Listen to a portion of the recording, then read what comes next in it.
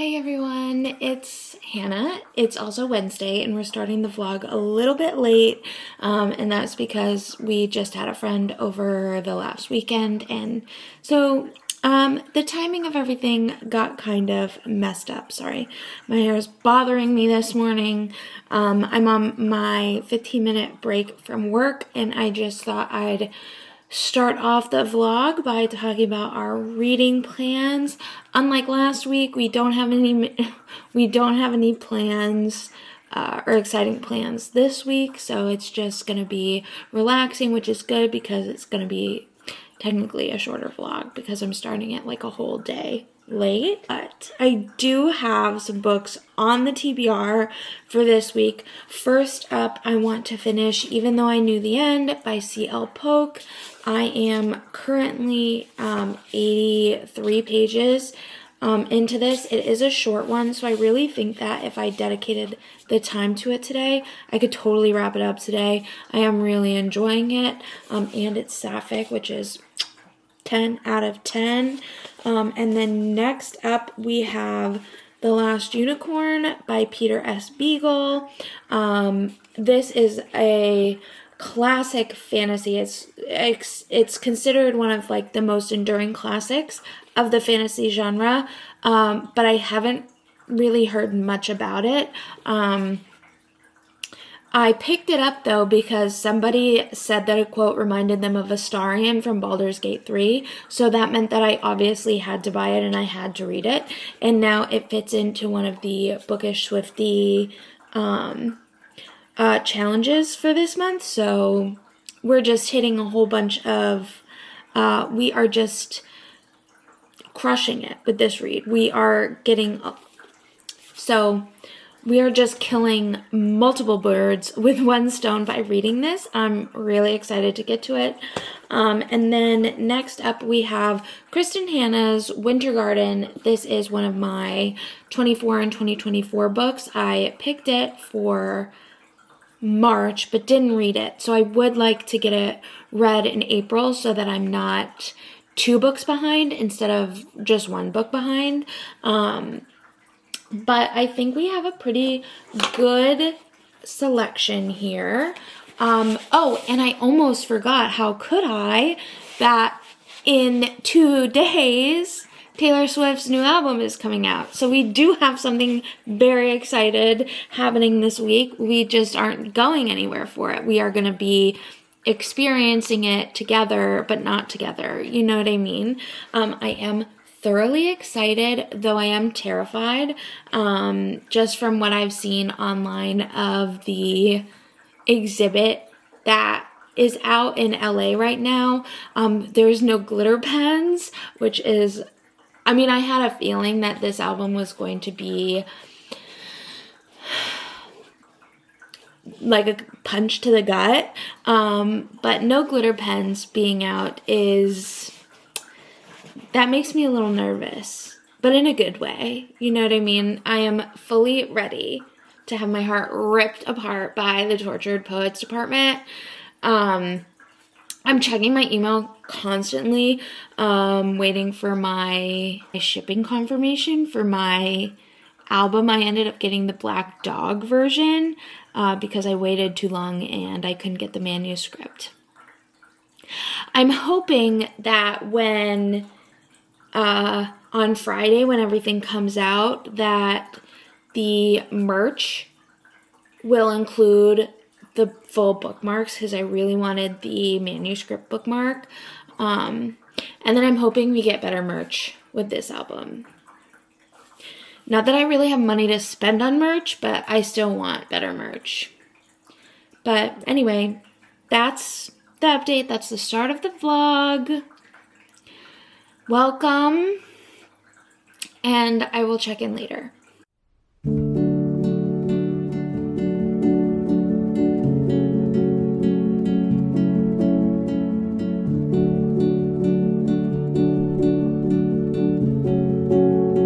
Hey everyone, it's Thursday, and it's the Tortured Poets Department Eve.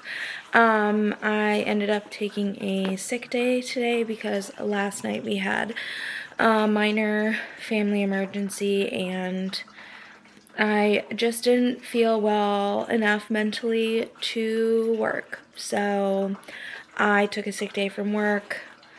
The boy child is home from school today, and I am spending the day reading. I have been doing a little bit of reading in The Last Unicorn by Peter S. Beagle. So The Last Unicorn is a book told from this perspective of the last unicorn.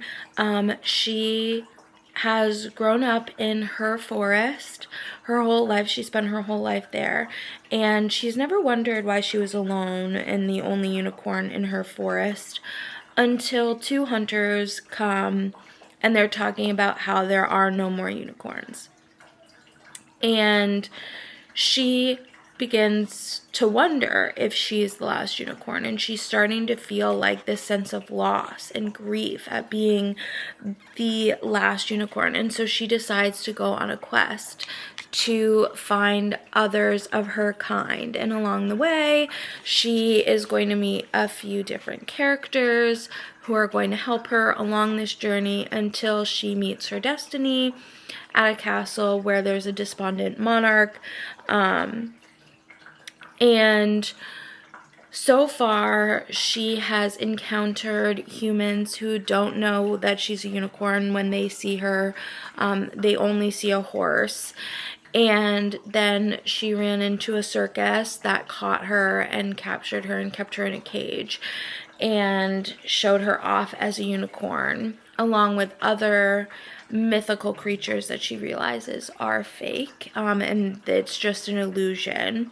But together, the magician at the circus helps her escape, and she frees these other animals. And so we have our first companion. That's where we are now. His name is Schmendrick. He's a little bit of a bumbling magician, but his heart is in the right place. And I am really enjoying it. It's essentially a little fairy tale, and it reads really easy. This is supposed to be a classic fantasy novel, and I can definitely see that as I'm reading it. And I'm thoroughly enjoying myself. So I am going to keep reading this. This will also check off the Bookish Swifties book club challenge for April, which is to read a book based on the different albums, the different versions of the album that Taylor Swift is releasing, the Tortured Poets Department. This one is fitting for the black dog to be told in a point of view from an animal, and I thought it was fitting to start with that one because the black dog is the version of it that I ordered. So I'm going to keep reading, and I'll just keep you updated as the day goes on.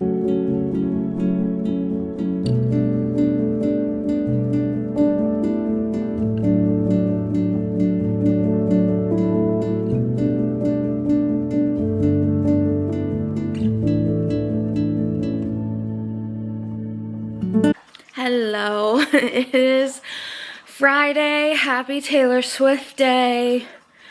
I stayed up late last night to listen to the album, and then I stayed up till 2 a.m. and listened to the second album because it was a double album drop, and I am exhausted now because the first album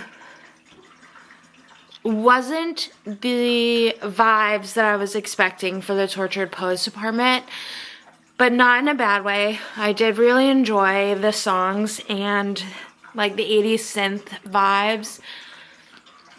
And then the anthology came out, and that was what I was expecting the vibes to be, and I was emotionally destroyed last night, like sobbing. Charlotte went to sleep, and I was just next to her, just like literally sobbing my eyes out listening to the new album, but it was so good. I absolutely loved it. I think the anthology songs are my favorite songs. Like, that's what I was expecting from the album, and so on first listen I like those more, but I do really like the original songs in the Tortured Poets department as well. On first listen, so this will probably change, but my top 3 from the Tortured Poets department is Florida, I Can Do It With a Broken Heart, and Who's Afraid of Little Old Me. And then on the anthology, my favorites are The Black Dog, what is it?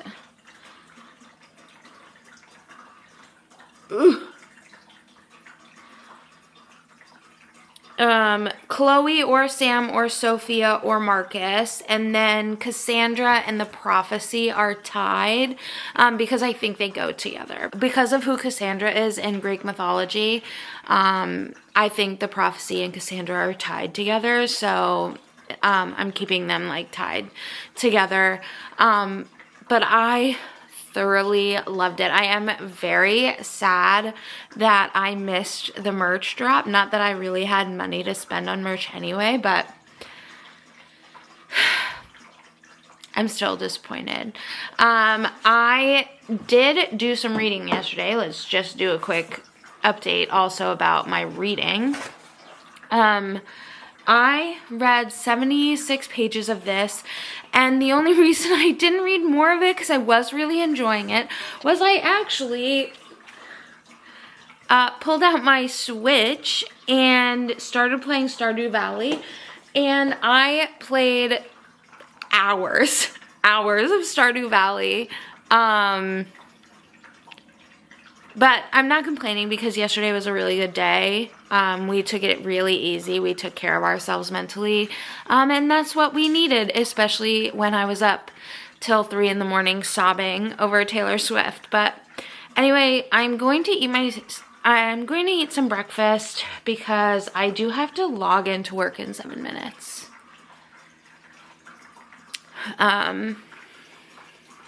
And I'm probably not going to be able to listen to the album while I'm working because that will send me into a tailspin. So,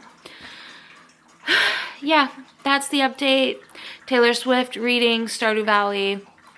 We've covered all of our bases, and I will check in later. Bye!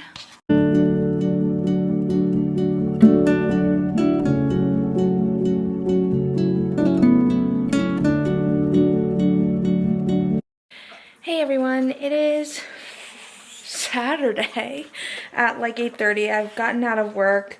I have done some reading today in The Last Unicorn by Peter S. Beagle. I'm on page 178 and I'm really enjoying this. This is it's essentially a fairy tale about the last unicorn, and it reads like one, so there's not a ton of action happening and there's not a ton of like world building happening. It's basically like you've got these 3 characters who are on this quest, and each of them have something else going on about them that they're learning about themselves through the process of this quest. I have never seen The Last Unicorn movie, or at least I don't remember watching it. So this is my first experience with this book, and I am really enjoying it. It's a nice, slow book because, again, it's a fairy tale, so there's nothing that's like, I guess, like, it's not like a stereotypical fantasy where there's a lot of action and movement happening where it's like propelling you forward in the story. It's more of a slow, I don't want to say meandering because that makes it seem like it's boring, and I wouldn't say that. But it's essentially like a little fairy tale. I'm sure I'll have more like things to say about it when I'm not tired and when I have actually finished it. But I'm really enjoying it, and I'm really liking some of the lessons that you're learning about grief and loss and what makes something beautiful, and like how death is important and mortality is important. And when you lose a sense of mortality, then you lose the understanding of life, really, in a way that like matters. But yeah, I'm really enjoying it, though I am going to take a break with reading because I want to do some more playing of Stardew Valley. I have decided that I'm going to romance Alex, mainly because this morning when I played for a little bit before logging into work, Alex called me Farmer Girl, and that did something for me today. So we've finally decided who we're gonna romance, and it's gonna be Alex. I thought I would romance like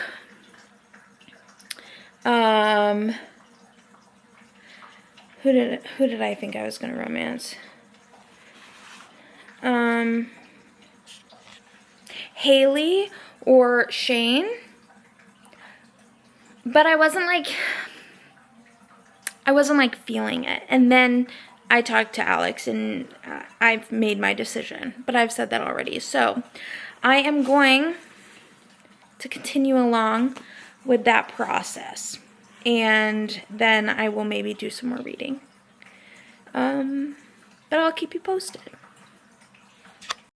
Good morning, it's Sunday, and I have already washed my hair, so we're off to a good start of the morning, even though, like, now it's almost the afternoon because it's almost noon, but I knew I was going to sleep in. I also could not fall asleep last night. Like, I just was laying awake till, like, 3 in the morning. It was not super pleasurable, especially when this morning I kept waking up, like starting at 7, but it's fine. I'm up. I tried Charlotte's new blow dryer with the diffuser that she got for her birthday, and I think I'm gonna have to get used to using it, but the waves are not looking terrible this morning, which is a bonus. I am going to be spending some of the day finishing up The Last Unicorn. I think the kiddo was going to read a little bit with me today. He's currently reading Catching Fire, the second Hunger Games book. But this morning, I'm going to hop on and play a little bit of Stardew Valley while I continue to only listen to the Tortured Poets Department, the anthology. Because the second half, as much as I do really love the first half, the second half of the album is my favorite. So it's always going to be the anthology for me. So yeah. That's how I'm going to spend my morning, and I'll check in when I have something interesting to show you or tell you.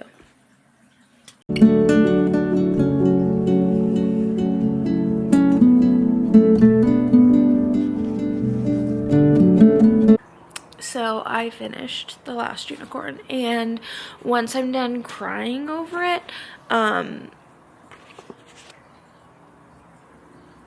will update you on my thoughts and feelings, because I'm currently having a lot of them. Truly, honestly, genuinely, I still cannot talk about The Last Unicorn. I just don't have the words right now or the mental emotional capacity to do so. I was also just crying in the car to The Prophecy, I Hate It Here, and Peter from the Tortured Poets Department after dropping the boy at his dad's house. So that's where we're at mentally tonight. I did start Kristen Hanna's Winter Garden. I read a whopping, but I forgot to put my bookmark in to make this easier because Why would I make something easier for me? I've read 30 pages so far. So essentially we have Meredith and Nina. They are Anya's children, and Anya and her daughters have an estranged relationship because of the way that Anya treated them as children. She was very cold, very not mothering in the classical stereotypical sense.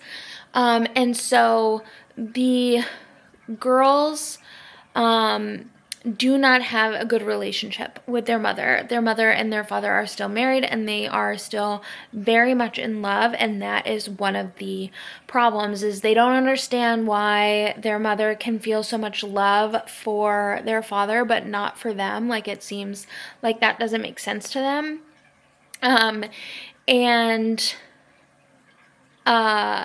We aren't here yet, but the back of the book says that we are going to be going back and forth between the timelines. So the present day timeline is 2000, and they are about to learn their mother's history, which may explain her lack of maternal instincts when it comes to them. And then we're going to go back to 1941 Leningrad during World War II. And it's kind of told as like a fairy tale aspect of it. So far, we've gotten a flashback from their childhood, which is like a pivotal moment in which Meredith decides that she's not going to listen to her mother's fairy tales anymore. And then we jump to the 2000s timeline. I've read a chapter of from Meredith's perspective, and now I've just started chapter 2, which is Nina's. So I imagine that shortly we will also be going back. We'll get our first like time jump backwards, if that makes sense, to the 1941 timeline. I've had this on my TBR literally for years. I picked it up after reading The Great Alone, which so far is the only Kristen Hanna that I've read. And I really liked it. And this one obviously features a Russian storyline from World War II. I'm very interested in World War II historical fiction, but I'm also very interested in Russian history. It's been like my Roman Empire since I was very invested in the Romanovs when I was younger. So yeah, I don't know how much of this I'm going to read tonight, but we have started it, and so that's mainly what I wanted to tell you. Charlotte should be getting home soon. I ordered Panda Express for us for dinner, and she's picking it up on her way home from work, and I am ready to devour that orange chicken. So but I may check in later, but I'm not making any promises. So I'll see you when I see ya.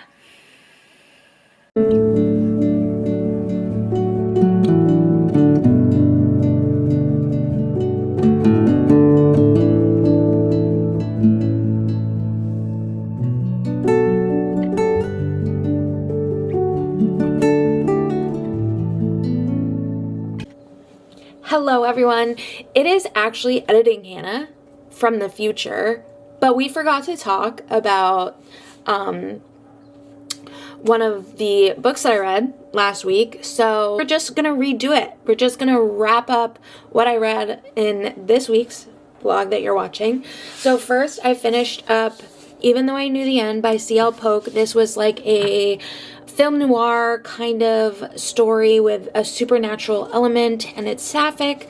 Our main character, she sold her soul to a devil, and in order to get it back, she has to hunt down the White City vampire and eliminate him, and she will get her soul back. And she wants her soul back because she wants to live with the love of her life for the rest of her life. And I really thoroughly enjoyed this. It was such a quick read, but it was really fun and really good. I really liked the noir feeling of the novel. Though I do think that the author was very into supernatural. That's just the vibe that I was getting.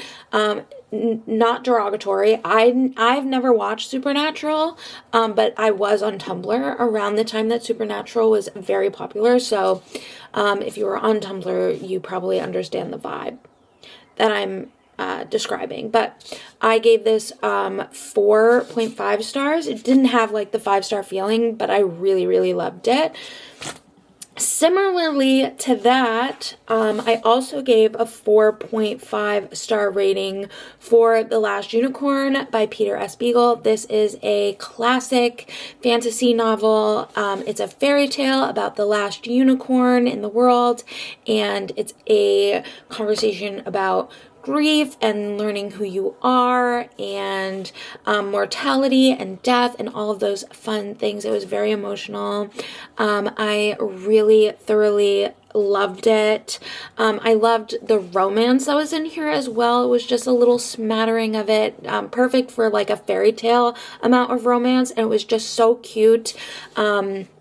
I loved all the individual characters and the lessons that they learned throughout the story, because it is a fairy tale, so it does have lessons interspersed throughout it. But highly recommend, especially if you are either a classics lover or you love fantasy, or both. I would highly recommend to both groups of people. And then I did end up reading about 30 pages. No, I read a little bit more than that. I